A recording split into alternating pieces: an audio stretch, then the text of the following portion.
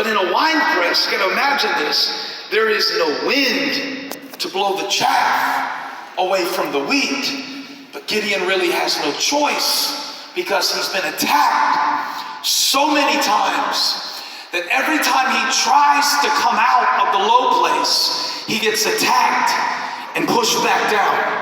And every time he tries to come out of the depressed place, he gets attacked, so he pushes himself back down. And the Lord said tonight, I would be preaching to some people, maybe not everybody, but some people who have been through a season of attack from the enemy. I don't know what form it has taken, God does. I don't know what genre it belongs to, but you do. Many of you have been under the attack of chronic anxiety in these last several months, or maybe even years. There are many of you that are just coming out of a broken relationship. And the problem is now that as you try to step out and love again and heal and go forward and believe God for something greater in your future, every time you try to come out a little higher, there is something that pulls you back down. It was even happening tonight while we were singing. You would get your hands about this high in the air, and then something would say to you, you're not worthy, you know what you struggle with. We would start singing about something like, you are enough. And as you would go to lift your hands, you would feel like something in you wasn't really deserving to be able to sing that you are enough. Because you believe that God is big. But there's something inside of you that shrinks down and feels really small. And I don't know why I'm preaching this intense, because this is my introduction to the sermon.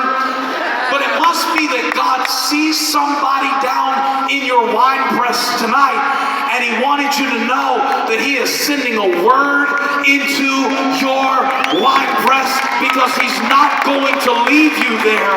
He is not going to abandon you in it. He sees you there.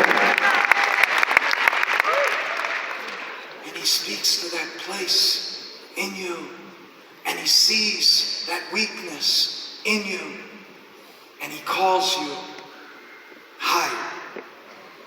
He calls you mighty warrior. Wouldn't that be weird that you're hiding from your enemy and the Lord shows up? In fact, it was an angel. I know we think that angels are very comforting and beautiful, and I'm sure that they are in certain situations, but most of the angels that showed up in the Bible were very scary.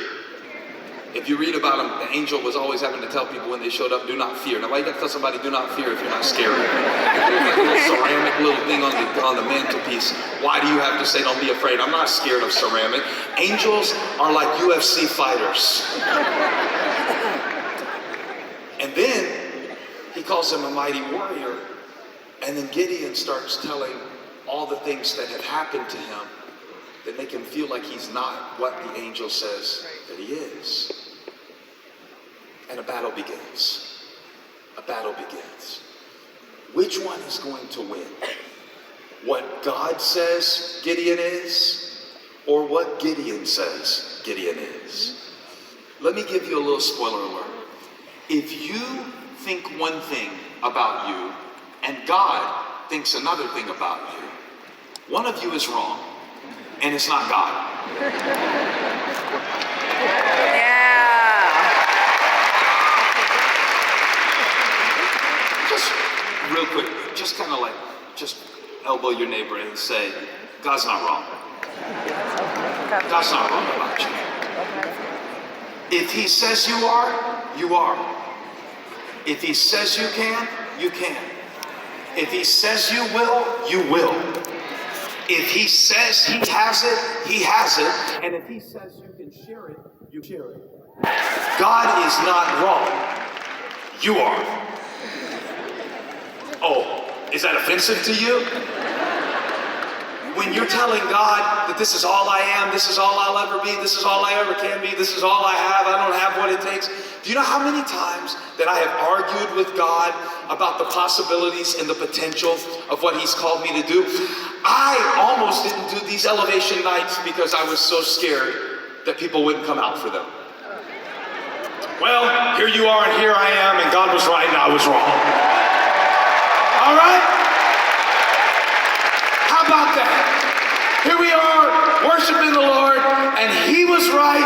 and I was wrong, and I didn't have faith, and he did have, well, he doesn't have faith, because in order to have faith, you can't see, and God can see everything, he knows everything, he's omniscient, omnipotent, and a bunch of other words that start with omni. God is all of those things, and he's not wrong, and he sees everything about you. Oh, and by the way, he knew everything that was wrong with you when he chose you. So if he called you to do it, he did not call you to do it because he did not have other options. God could have chosen anybody he wanted, and he chose you. And now the question is, will you choose to believe what God speaks about you? Or are you going to go back and forth with God for the rest of your life, arguing with what he did for you? The Bible says, I can do all things through Christ who strengthens me. Yeah. Why is that so much easier to quote than it is to walk in? Because everybody in this room is struggling with the feeling of not being enough. Yep. With shrinking down into a wine press and hiding from something that God is calling you into.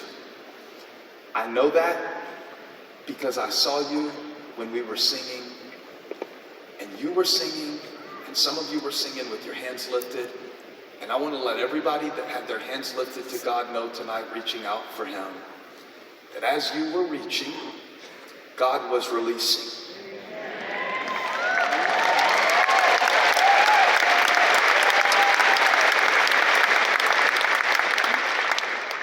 As you reach, that's why God told Gideon, go in the strength you have. The beautiful thing about that verse is, you don't even know the strength that you have until you go in it.